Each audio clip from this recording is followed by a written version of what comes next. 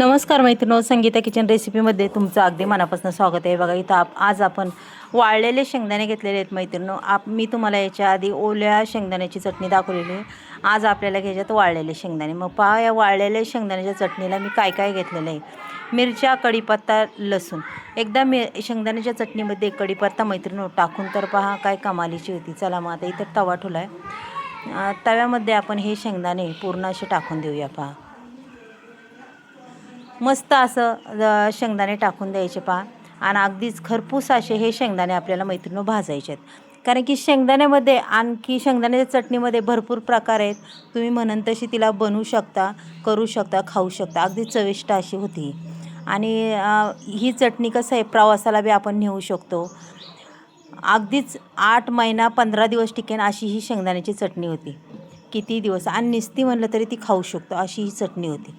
चला मैत्रिणीनो, खमंग असे शेंगदाणे आपण भाजून घेऊया. पहा मस्त असे शेंगदाणे भाजून घ्यायच्यात. मस्त खमंग असे शेंगदाणे हे भाजून झालेले आहेत, पाहू शकता मैत्रिणीनो. त्याच्यानंतर मी हे शेंगदाणे आपण त्याच्यामध्ये पहा जे काही साहित्य घेतलं आहे, लसूण, मिरच्या, कढीपत्ता हे पूर्ण टाकून घेतले आणि हे सुद्धा आपल्याला भाजून घ्यायचं आहे. पहा तेल न घालता भाजायचे मैत्रिणीनो, तसंच भाजायचे. मग पहा आता हे खमंग असं भाजून घेऊया मस्तपैकी. मिरच्या ते अगदीच खमंग तिखट मिरच्या आहे, त्याच्यामुळे थोड्याशाच मिरच्या टाकलेल्या आहेत. आणि तुम्हाला जर तिखट लागत असेल तर तुम्ही जास्त मिरच्या टाकू शकता मैत्रिणी. पहा इथं शेंगदाणे बी आपले भाजत आलेले आहेत आणि मिरच्या बी टाकल्यात, त्यासुद्धा भाजत आहे. छान अगदीच खरपूस असं भाजलेलं आहे मैत्रिणी. चला आता हे संपूर्ण एका ताटात आपण हे काढून घेऊया. पहा हे बघा. आणि वाळलेल्या शेंगदाण्याची चटणी अक्षरशः कुरकुरीत अगदीच मस्त अशी लागते, खायला बी खूप टेस्टी लागते ही चटणी मैत्रिणीनो. चला आता इथं पूर्ण हे थोडंसं थंड होऊन द्यायचं आहे आपल्याला मैत्रिणीनो. आपण जे तव्यातून बाहेर काढलं आहे त्याला अगदी थंड होऊन द्यायचं. पहा आणि थंड झाल्यावर आपल्याला इथं मिक्सरचा बाऊल घ्यायचा आणि मिक्सरच्या बाऊलमध्ये आपल्याला या सगळ्या वस्तू ओतून घ्यायच्यात. पहा अशा कधीतरी कढीपत्ता असा घालून पहा, खूप छान चव येते आणि चवीला बी आपली चटणी खूप छान लागते. पहा इथं आता अगदीच आरबट चरबट असं वाटून घेतलेलं आहे, पाहू शकता तुम्ही. हे बघा अशा पद्धतीने मी हे संपूर्ण वाटून घेतलेलं आहे. हे बघा पूर्ण असं ओलापणा त्याला राहिला नाही, पूर्ण असं मोकळं आहे मैत्रिणीनो.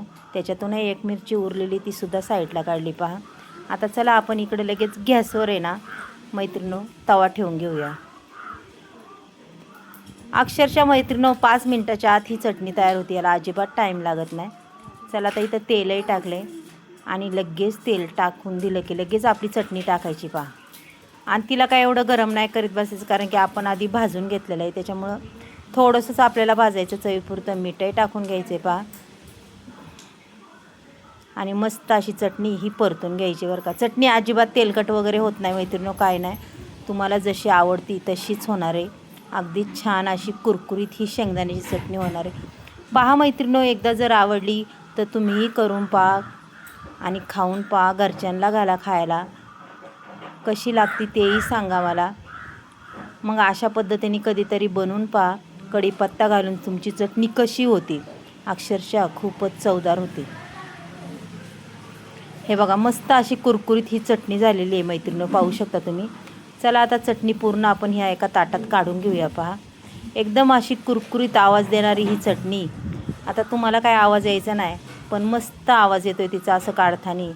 अगदी छान चटणी झालेली आहे. पहा शेंगदाण्याची महिनाभर टिकेन अशी चटणी डबा भरून ठेवायची मैत्रिणी. पहा कशी वाटली तुम्हाला आजची शेंगदाण्याची चटणी, आवडली का नाही हे सुद्धा तुम्ही मला सांगा. तुम्ही कुठून बोलता तेही सांगा, कोणत्या गावातून बोलता, कोणत्या शहरातून बोलता मैत्रिणी, नक्कीच सांगा मैत्रिणी. चला उद्या भेटूया आपण. बाय.